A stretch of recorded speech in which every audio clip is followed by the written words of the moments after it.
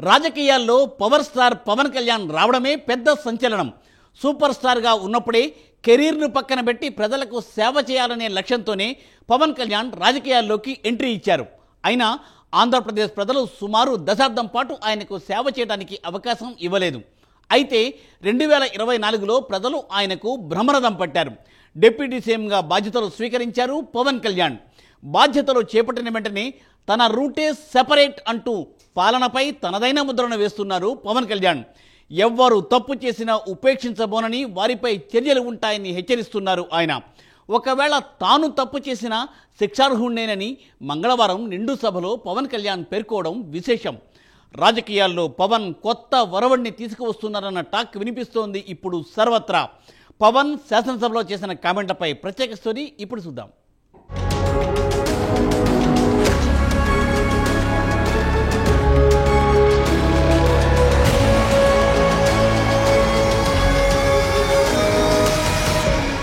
రాష్ట్ర భవిష్యత్తు, ఏపీ పునర్నిర్మాణం కోసం జనసేన పార్టీ సంపూర్ణ సహకారం అందిస్తుందన్నారు డిప్యూటీ సీఎం పవన్ కళ్యాణ్.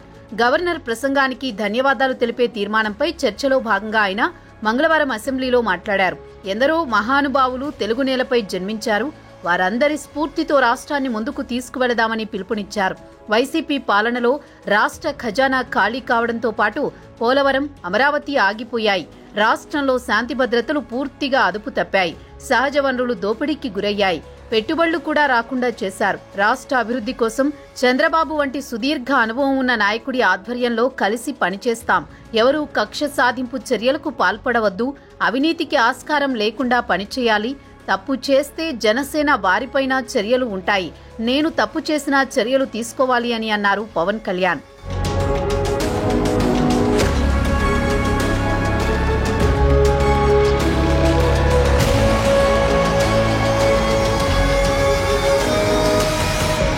ఇక పవన్ కళ్యాణ్ విషయానికొస్తే ఆయన విలువలతో కూడిన రాజకీయాలు చేస్తామంటూ రాజకీయాల్లోకి వచ్చారు. ముక్కుసూటిగా నిజాయితీ రాజకీయాలకు పెద్దపీట వేస్తానని పలు సందర్భాల్లో చెప్పారు. ఆయన రాజకీయ ప్రకటనలు చూసినా, తన క్యాడర్కు సందేశాలు ఇవ్వాలనుకున్నా సూటిగా స్పష్టంగా ఇస్తూ ఉంటారు. ఇటీవల డిప్యూటీ సీఎం పవన్ కళ్యాణ్ ఓ సందర్భంలో తన క్యాడర్కు కూడా గట్టి వార్నింగ్ కూడా ఇచ్చారు. పార్టీలో ఉండే ప్రతి కార్యకర్త, నాయకుడు క్రమశిక్షణ కలిగి ఉండాలని హెచ్చరించారు. జనసేన నాయకులు కానీ, కార్యకర్తలు కానీ ఇతర పార్టీ సభ్యులను అనవసరంగా విమర్శించడం లేదా దుర్భాషలాడడం లేదా రెచ్చగొట్టే ప్రకటనలు చేస్తే క్రమశిక్షణా చర్యలుంటాయని హెచ్చరించారు. పార్టీ నాయకులు, సభ్యులు సోషల్ మీడియాలో కానీ, ఆన్లైన్లో లేదా ఆఫ్లైన్లో ఇతర పార్టీ నాయకులను ఉద్దేశించి రెచ్చగొట్టే వ్యాఖ్యలు చేయరాదని ఆదేశించారు. క్రమశిక్షణను ఉల్లంఘించే వారిని పార్టీ నుంచి బహిష్కరిస్తామని హెచ్చరించారు. అధికారంలోకి వచ్చామని విర్రవీగరాదని, రౌడీయిజానికి పాల్పడరాదని, ఒకవేళ తమ దృష్టికి వస్తే వారిని తక్షణమే పార్టీ నుంచి తొలగిస్తామన్నారు పవన్ కళ్యాణ్.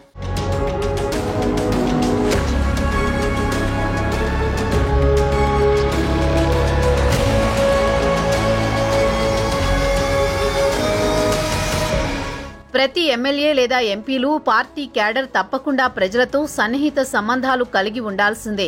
వారి అవసరాలను గుర్తించి ప్రభుత్వం దృష్టికి తీసుకురావాలని కోరారు. తప్పు చేస్తే తన సొంత కుటుంబ సభ్యులను కూడా క్షమించరని పవన్ హెచ్చరించారు. తన పిల్లలు కూడా సమాజం పట్ల బాధ్యతగా ఉండాలని ఆశిస్తానని అన్నారు. తన కుటుంబం పట్ల అంత కఠినంగా ఉండే నేను పార్టీ క్యాడర్ పట్ల ఎంత కఠినంగా ఉంటానో మీరే ఊహించుకోవచ్చన్నారు. జనసేన పార్టీ ప్రెసిడెంట్తో పాటు డిప్యూటీ సీఎం కూడా అయిన పవన్ కళ్యాణ్ రాష్ట్ర ప్రభుత్వంతో పాటు ప్రభుత్వ అధికారులపై విమర్శలు చేయరాదని పార్టీ క్యాడర్ను హెచ్చరించారు. టీడీపీ, జేఎస్పీ, బీజేపీ కలిసి రాష్ట్రాన్ని తిరిగి గాడిలో పెట్టడానికి ప్రయత్నిస్తోందన్నారు. అలాంటి సమయంలో పార్టీ నాయకులు కానీ, కార్యకర్తలు కానీ ప్రభుత్వంపై విమర్శలు చేస్తే ప్రజల్లో చులకన అవుతాం. ప్రతిపక్షాలు ప్రభుత్వంపై విమర్శించే అవకాశం ఇచ్చినట్లు అవుతుందన్నారు పవన్. అలాగే ప్రోటోకాల్ను ఉల్లంఘించి ప్రభుత్వ మీటింగులకు వెళ్లరాదన్నారు. క్రమశిక్షణను ఉల్లంఘించి రోజువారీ ప్రభుత్వ కార్యకలాపాల్లో జోక్యం చేసుకుంటే పార్టీ ఇమేజ్ డ్యామేజ్ అవుతుందన్నారు పవన్ కళ్యాణ్.